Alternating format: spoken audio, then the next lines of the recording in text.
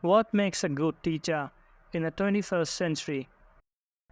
For a person who, even as a child, has always wanted to be an educator and has been one for all his professional career, being a good teacher has remained a dream, entailed a struggle, and encouraged an elusive quest. It is understood that a good teacher is not a finished product or a final condition, but a constant process of discovery and change. I'm still taking notes. Previously, we sought to explore and learn from the great masters and icons of education: Socrates, Confucius, Chanakya, Jean Piaget, Annie Sullivan, Paulo Freire, Ralph Waldo Emerson, Maria Montessori, and others.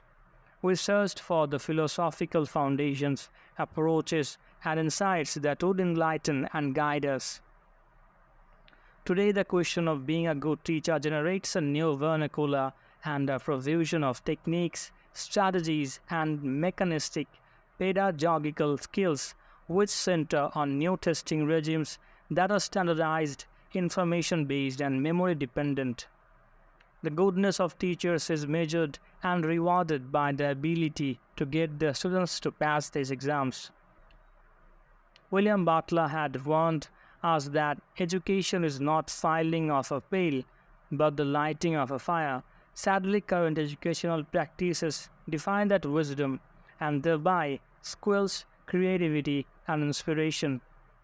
The attributes of a good teacher are universal. They must have expertise and enthusiasm about subject matter, be prepared and organized for every class, be willing to admit mistakes, consider different points of view, and be flexible, and must recognize the autonomy and agency of each student in an environment where their safety, equality, and sense of belongingness are guaranteed.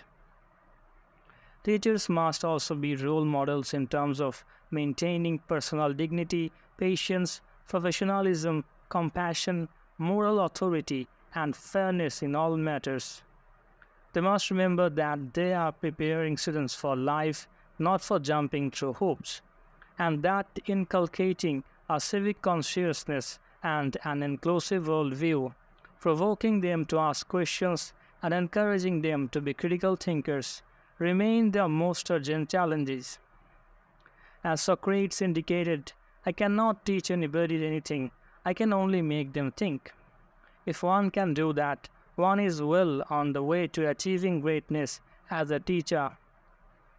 If there is one quality that defines great teachers, it would be caring.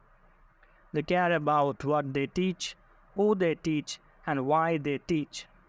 The first would imply the humility and willingness to enhance their knowledge through research and scholarship. The second, their commitment to the intellectual growth and betterment of their students. And third, their belief in the transformational and moral power of education itself.